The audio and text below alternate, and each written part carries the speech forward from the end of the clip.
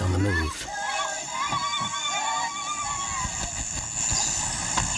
Raptors hover over a withered carcass.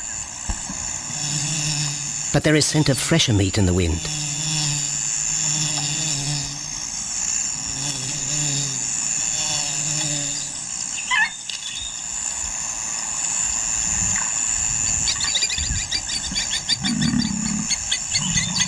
Pickings have been slim for Nabamba's pride since her fight with a startled warthog.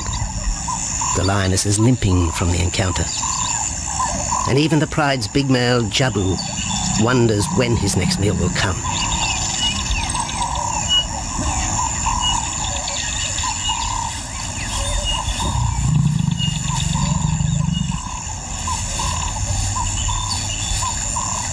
There's been no kill for 3 days, and Nabamba's cubs are hungry. Survival is tough across this tawny continent. And for the lions of Pinda Reserve, etched into the heart of Zululand, only those with speed and cunning will eat.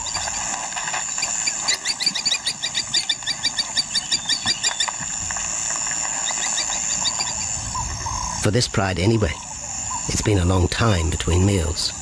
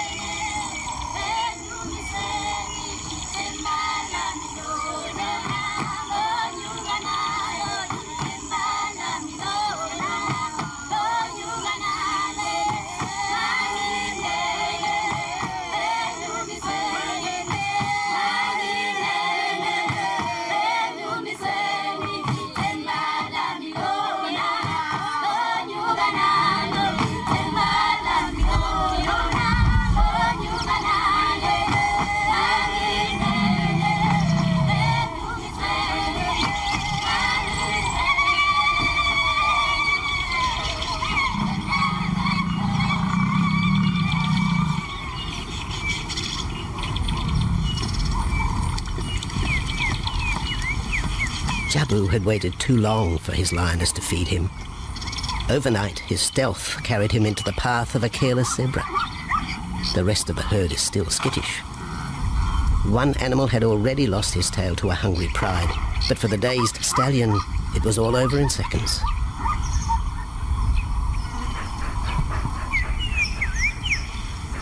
The big male watches his kill from a distance, exhausted by the chase, exhilarated by the sport.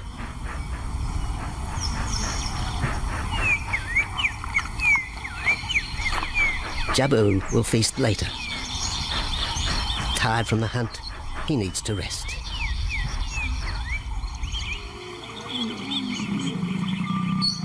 But his prey will be safe.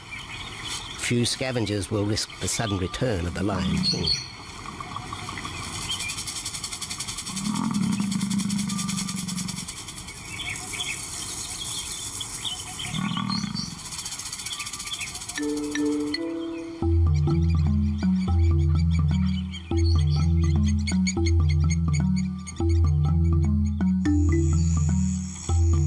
Zulu trackers follow the spoor of Nabamba's pride across Nziki Marsh.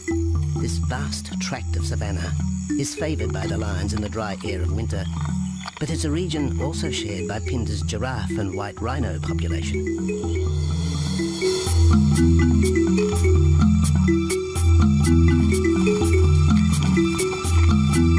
Through modern times, most of southern Africa's wildlife has been ravaged by hunting and habitat loss. Farmland, overgrazed and buffeted by domestic stock, has ripped the heart out of the original bush. The open, broad-leaved woodland, acacia bushveld, and wetland habitat had all but disappeared, taking with it the wildlife.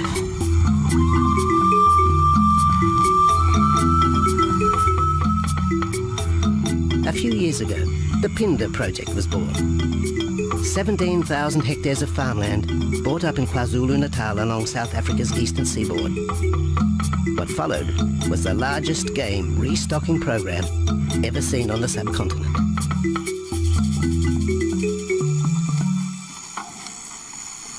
The land was overgrazed to a certain extent and it wasn't in very good shape. They put all these farms together, put a perimeter fence around it, and then brought in a lot of game. And we brought in elephant, we brought in rhino. We started off with those sort of animals and then started with cheetah, bringing in cheetah onto the reserve, mainly to get them used to the area before the lions came on, because the lion is a more superior predator as such and would dominate the cheetahs. We wanted to get them settled first before the lions came in.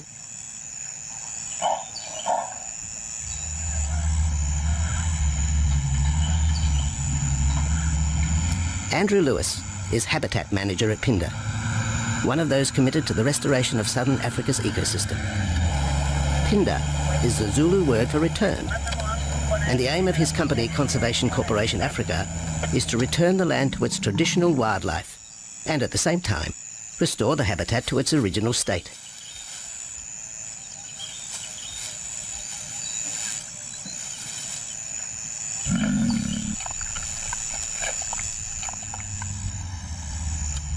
Pinda is cautiously open to top-level tourism, limited and luxurious. Dreams of extending the green frontier require funds, and the reserve's lion pride has already earned its keep.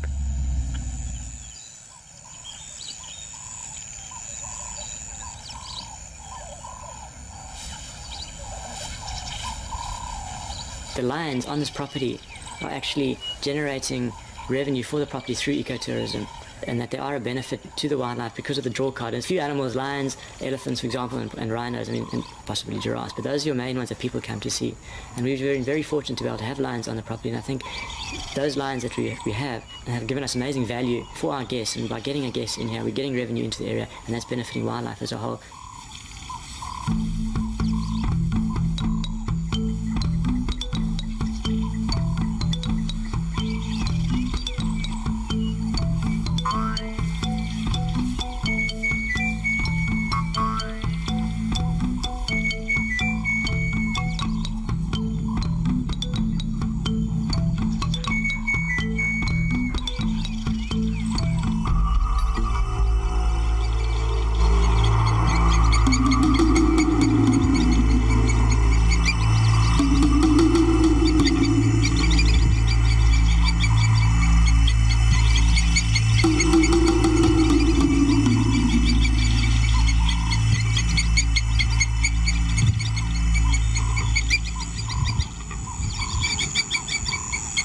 Jabu has returned to his kill.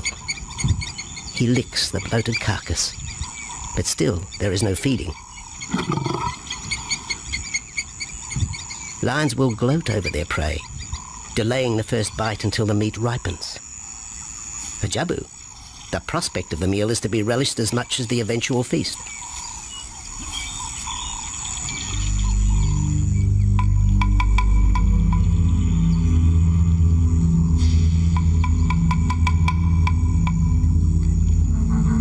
Meanwhile, Nabambo's pride is on the prowl. The older cubs are 10 months now, weaned, but still dependent upon Nabambo for food.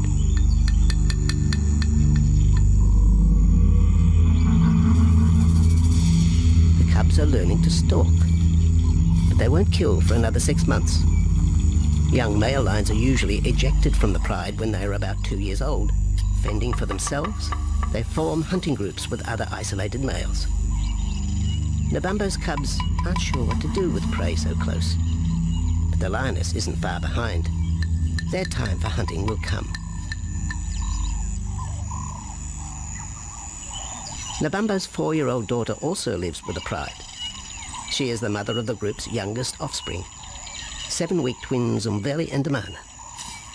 The little cubs have been hidden since birth, and now stay close within the protective circle.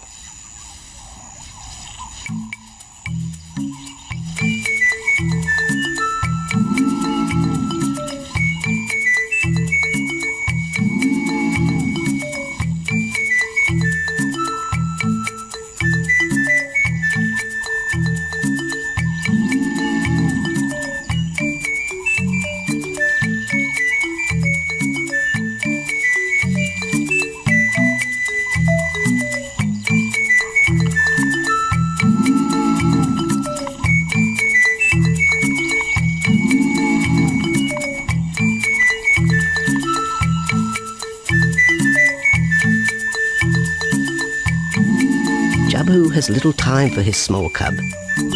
When he is older, The mana will hunt with his father, but for the moment, the big male has nothing to do with his young son. Dejected, the cub finds solace among his siblings.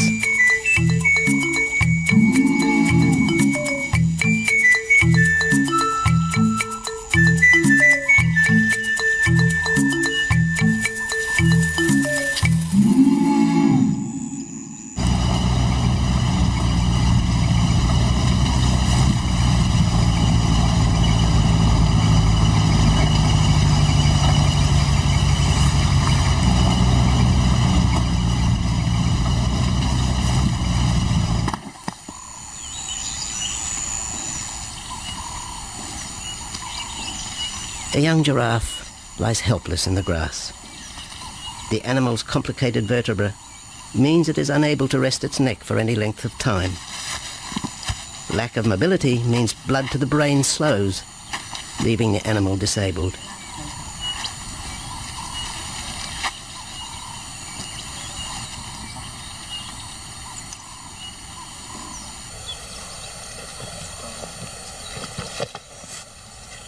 Efforts to lift the head fail, and rather than leave the giraffe vulnerable to predators, the young bull is shot by rangers.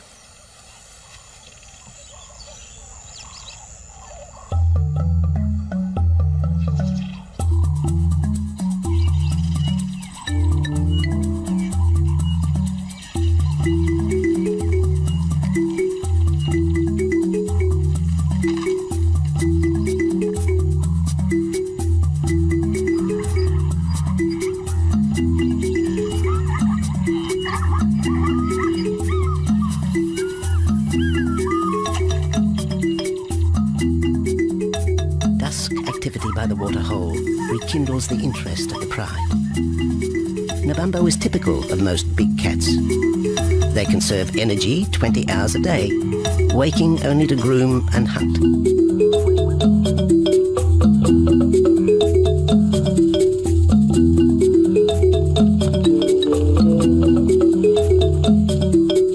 The lioness shows little sign of her injured leg, but the tusks of the warthog have torn sinew and muscle, slowing her in the pursuit of prey.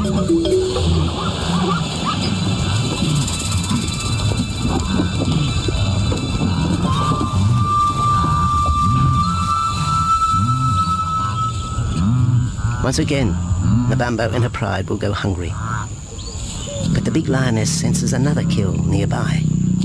A young giraffe slain by humans will provide meat for her cubs. Leaving the pride, Nabambo follows the scent.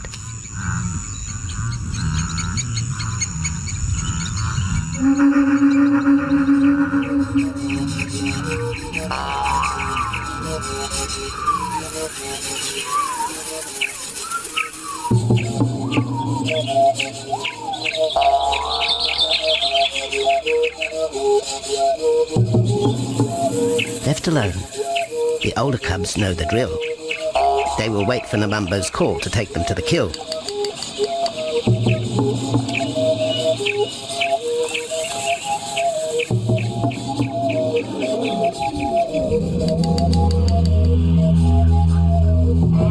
The day moves into shadow. The cubs are restless and a little afraid.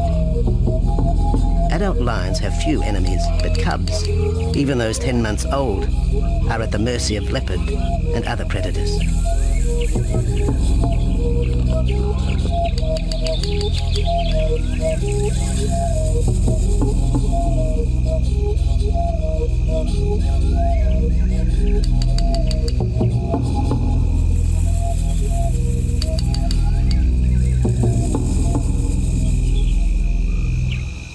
Nabambo has reached the kill, but her daughter is there first.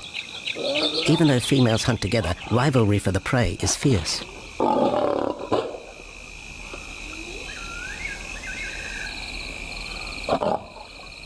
The big lioness begins the trek back for her cubs, but the youngsters have heard her call and they meet halfway.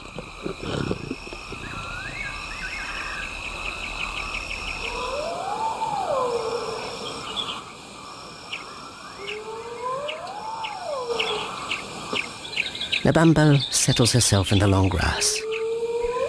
The cubs are unfamiliar with her behavior,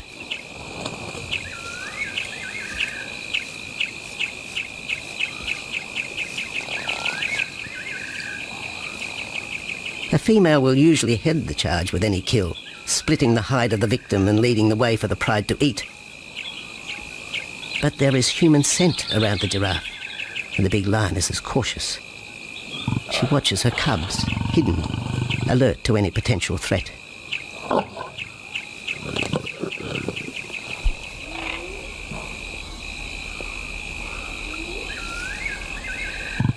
The cubs are curious, confused by this new smell.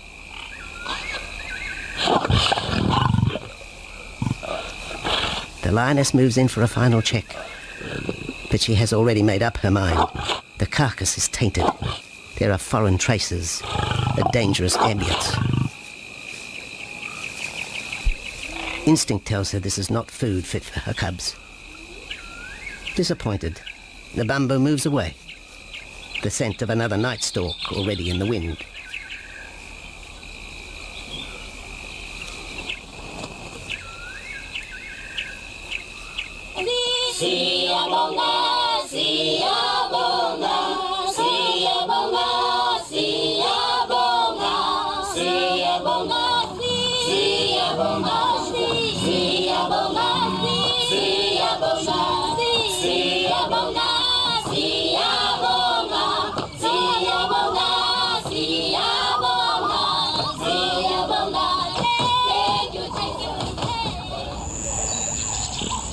After 2 days, Jabu has returned to his kill with another younger male. 3-year-old Tembi is a son from a previous liaison with Nabambo, and the two paired up after Tembi was ousted from the pride.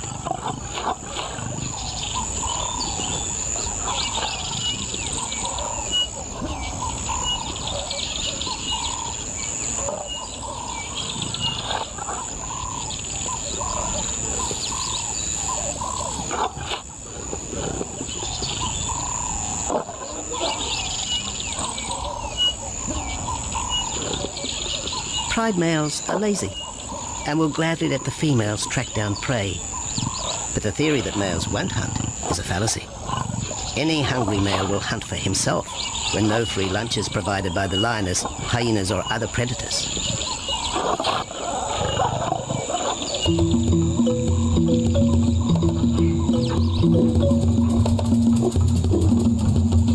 Smaller creatures scatter in the vicinity of the two lions. There will be no hunting for a while. Bloated after the zebra kill, both males will sleep for the next day, oblivious of their surroundings.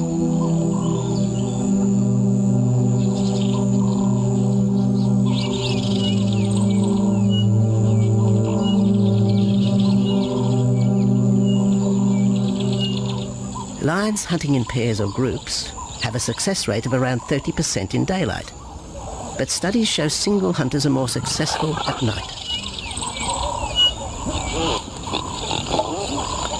Lions are sociable cats, the only group to take part in communal hunts.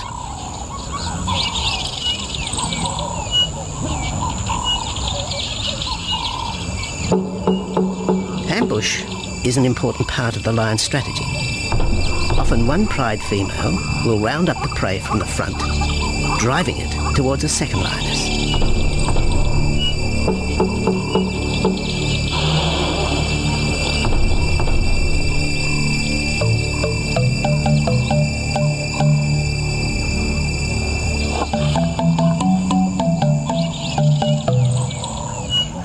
As in most cases, the pride male will only get involved if he has to.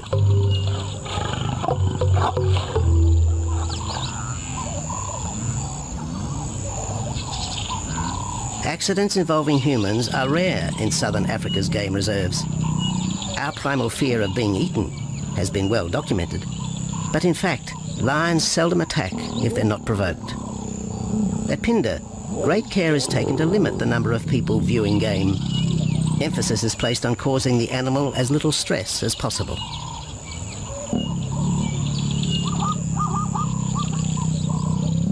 Man isn't a part of their natural food source. They don't normally go out and hunt people. I think your lions are opportunists though, and I certainly think that if your lion is very hungry, under stress, I don't think they'll necessarily go out to hunt you down, but if you interfere with them, they'll certainly kill you. And there's a good chance they might eat you at the same time.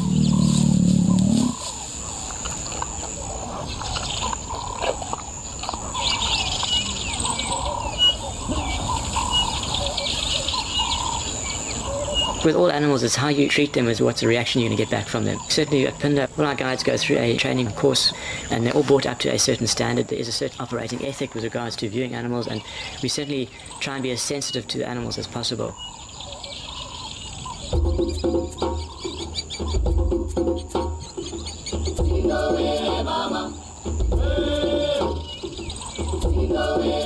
Cradled within the arms of the Yabomba Mountains and the Indian Ocean, Pinda covers one of the most diverse regions of Africa. Here are found 7 different ecosystems, from palm savanna and bushveld to rare sand forest and dense thorn bush, all restored from the pastoral belt which had swept down the east coast.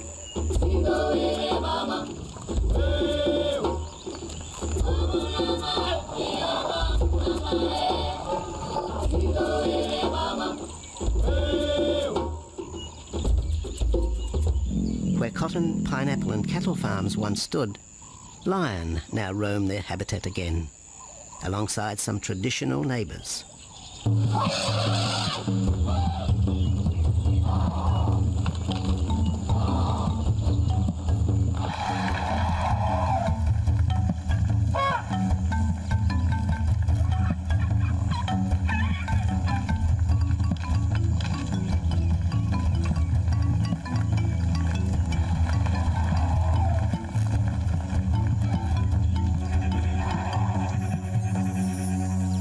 Pinda sees its responsibility to the region extending beyond restoration of habitat and wildlife. It provides schools and a clinic for the local Zulu community, as well as employment. In the eyes of Andrew Lewis, essential ingredients for a successful operation. It's very important to involve the communities around your reserve because they have to benefit as well. There's no point in just taking land, get some investors to invest in it, but if you don't allow the people who are on the periphery of that reserve to benefit from it, you're going to have an immense problem with poaching, and they're going to cut your fences down, and you're just going to have an uphill battle.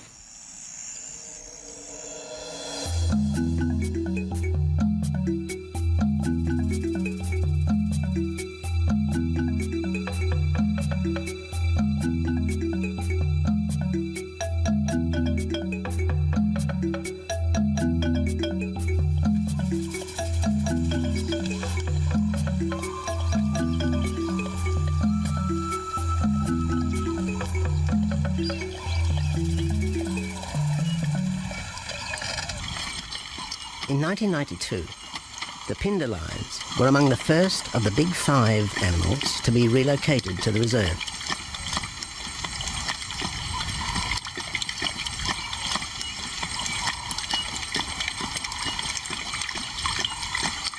The original pride came from the northern province of South Africa, a vast scrubby region flanked by the ragged Drakensberg Mountains near the Mozambique border.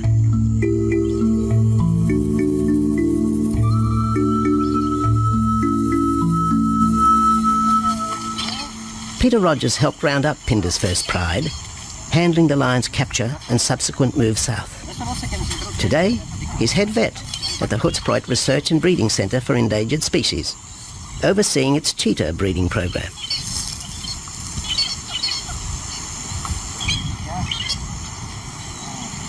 But it's the discovery of what's believed to be a long extinct strain of lion that has put Peter's centre on the map. We were involved in the rescue of these circus animals that came down through Africa and were abandoned in Maputo. We were just founded by an animal welfare group called Animal Defenders based in London, and they said, could we just keep these animals temporary? First they mentioned tigers, and then they came back and said, well, there's 6 lions as well.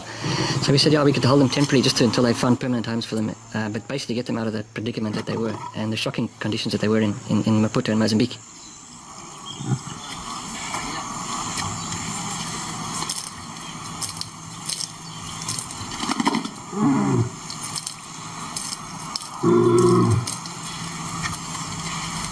When the lions arrived at the breeding centre, their size, pale colouring and the male's thick black belly mane put them into the category of the Cape or Barbary lion, not seen in the wild since the early 1920s. A few still exist in captivity, and a male and female were brought to South Africa from an Italian zoo for breeding purposes. But attempts to mate Akef, the big male from the ill-fated Mozambique circus, with the Italian female are proving difficult.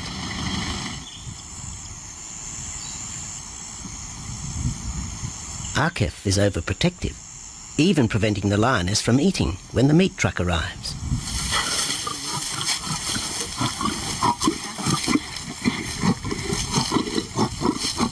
Finally, though, Sisi makes her breakthrough.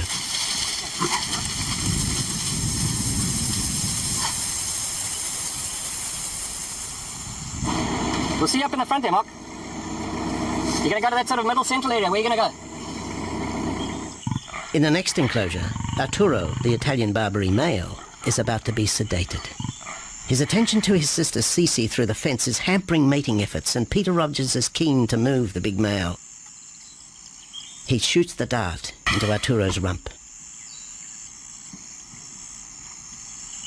Arturo has been sterilized, but while his breeding days are finished, he'll live out his days at the center. 1.5 minutes now, so... His female companion, another Barbary from the Mozambique circus, is drawn away by the meat truck.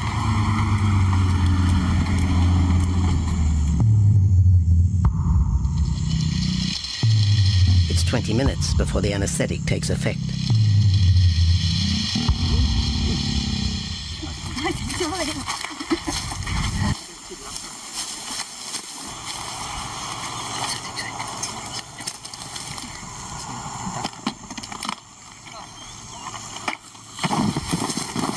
It's nice to be the supervisor. Slowly.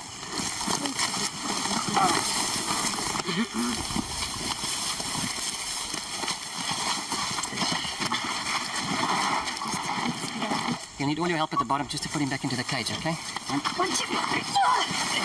Yeah.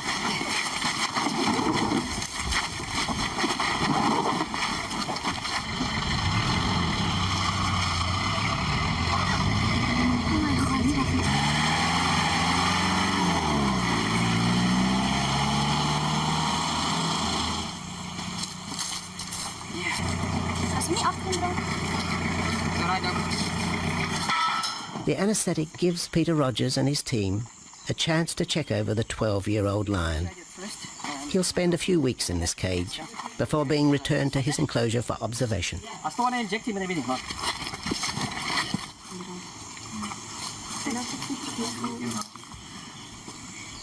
It's very exciting to be part of this project because they feel that there are perhaps not many Barbaries, if any, that are really pure, that are left even in captivity. They feel that over time other animals from other genetic bases are brought in. So there's a big project afoot at Oxford University to do the genetics. So that's just getting off the ground now. Okay. We just put under the skin and the neck if we can find the skin under this big beard of his. Normally lions wouldn't have this many ticks, but being from Italy, a European lion, he doesn't have that innate or inherent resistance to ticks. It does come with time. Like a bit of a bit like this. What we can do is put him in there and roll him over inside there. Immediate term now is to get these ones to breed. And we'll take it day by day from there and see how it goes. But the prime object initially was just to get these animals back into good health, and it's developed into something a lot bigger. It's a deadline,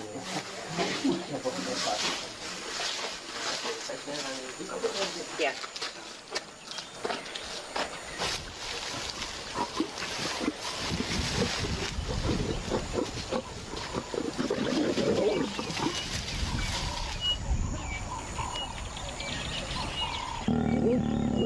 While the breeding centre's lions are healthy, it's not the case a few kilometres away in the Kruger National Park, where TB has ravaged half the population. Infected buffalo have been blamed for the outbreak, primarily in the south of the park, and attempts are being made to fence off the diseased area.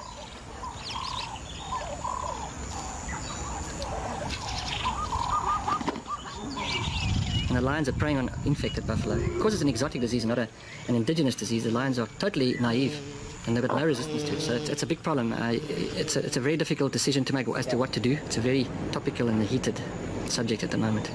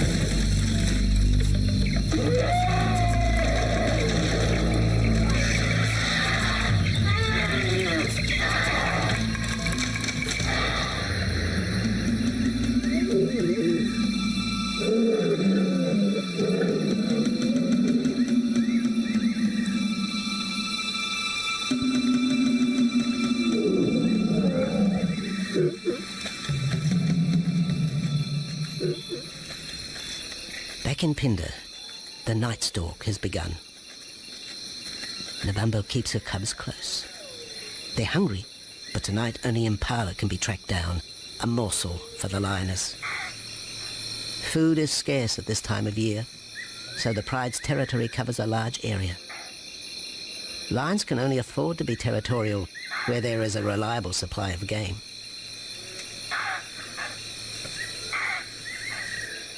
Jabu wants to mate.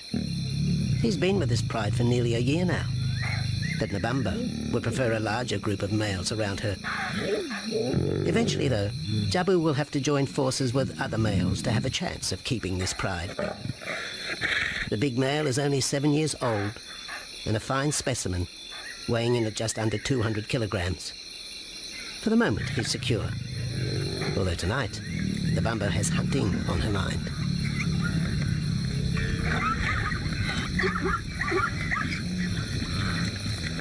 The cubs follow in the lioness's wake.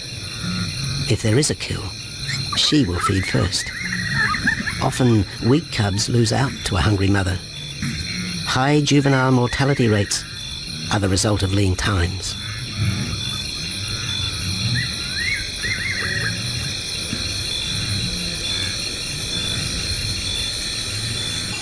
Jabu has had enough. He's been walking for hours. Sleep is more important. And the zebra he ate 2 days ago will suffice for another night.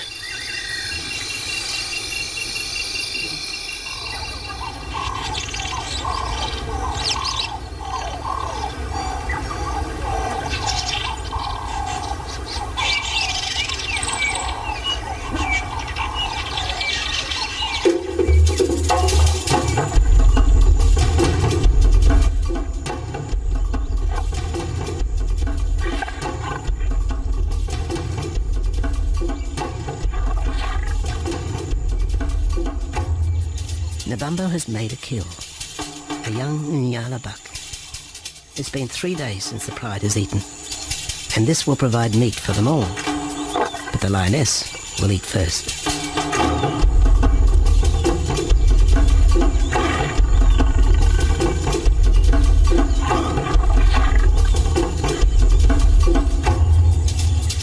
The cubs know the routine.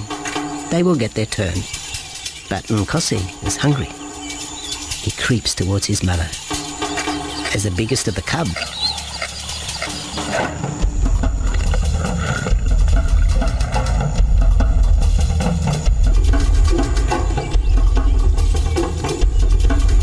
Nkosi watches. A lioness can eat more than 20 kilograms in a single sitting. This could be a long wait for the little cub.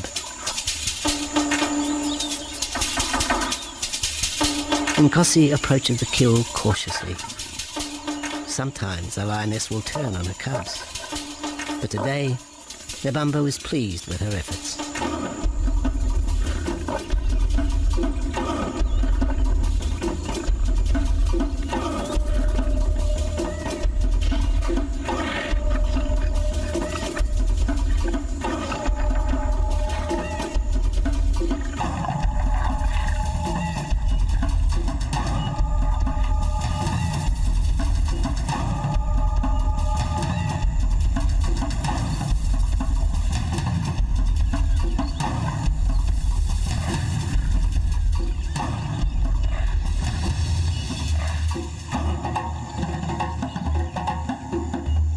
Nabambo has had her fill, for the moment anyway. Lions never eat the stomach of a kill. She will bury it before dragging off the carcass. This way, hyenas and other predators are thrown off the scent. The evidence has been buried. The carcass is no more.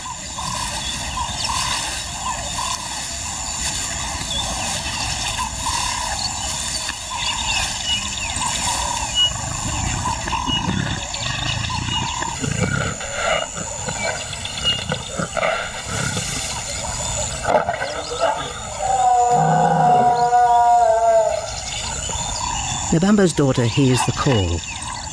It is the second this morning. The first was the strangling cry of the Nyala as Nabambo broke the young buck's back. There was no struggle. The big lioness is a seasoned hunter.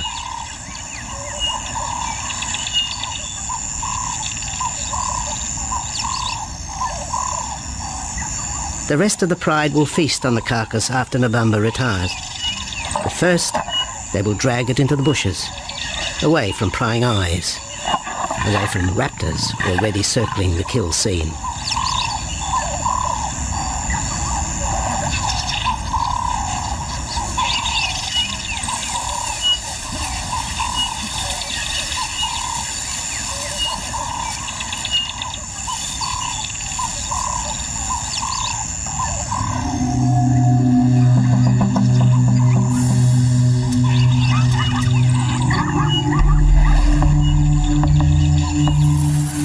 Kill has created a nervous edge. Even the hippo, its bad temper legionary, is flustered, anxious to protect its waterhole. The wildebeest are a favourite prey for lions. Naturally, they feel vulnerable. But for the pride, there is no agitation. Gorged, they will sleep for the next day. Even Mveli and Damana, the 7-week twins, have tasted blood for the first time. But it will be many months before they take part in a hunt. For the moment, they just want to play with Nkosi.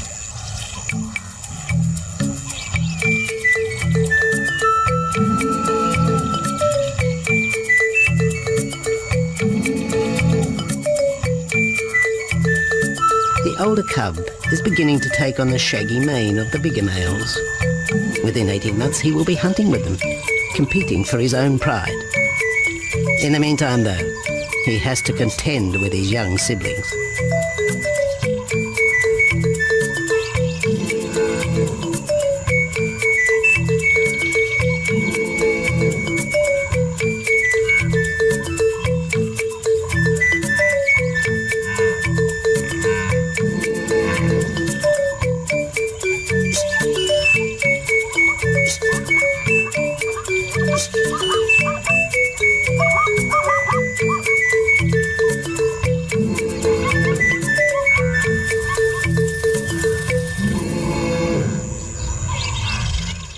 Jabu rejoins the pride. He has missed out on the kill, but he didn't share his zebra with the rest of the pride the previous day.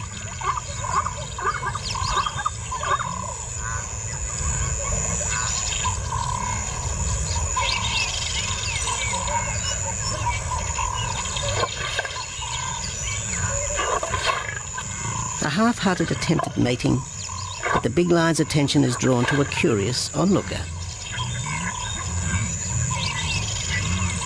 With the pride so close, the giraffe won't be sitting for long. Drinking and sitting is when they are at their most vulnerable.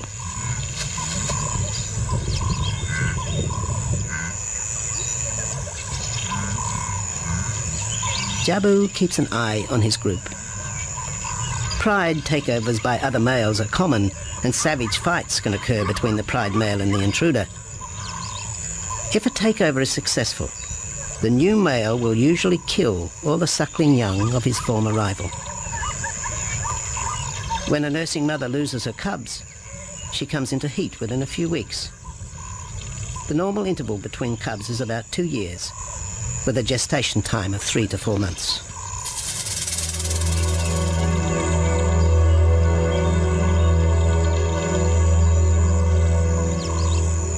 Jabu marks his territory, but it may soon be all in vain.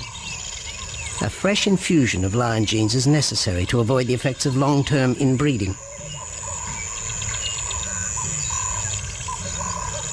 It's likely Jabu and his son Tembi will be swapped for males from another game reserve. This will broaden the bloodlines of future lions and avoid the genetic risks currently facing the pride at Pinda.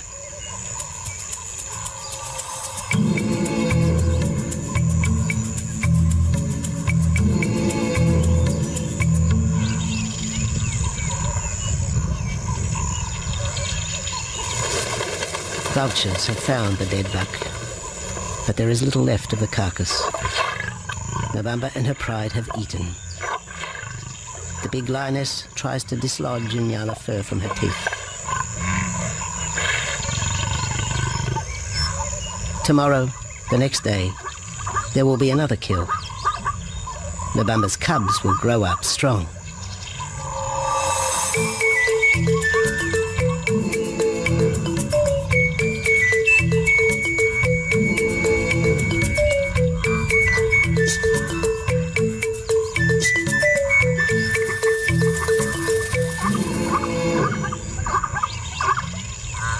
The lion is the greatest of all predators, the essence of all that is Africa. And yet, there are fewer than 50,000 left in the wild. The future for the species lies in managed reserves such as Phinda.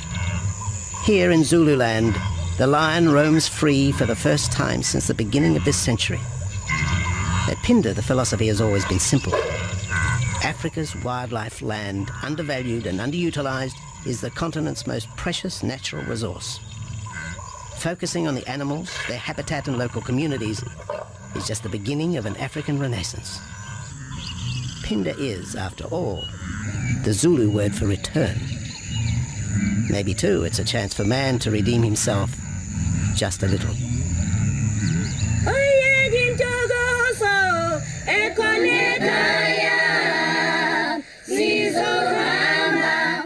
Hallelujah.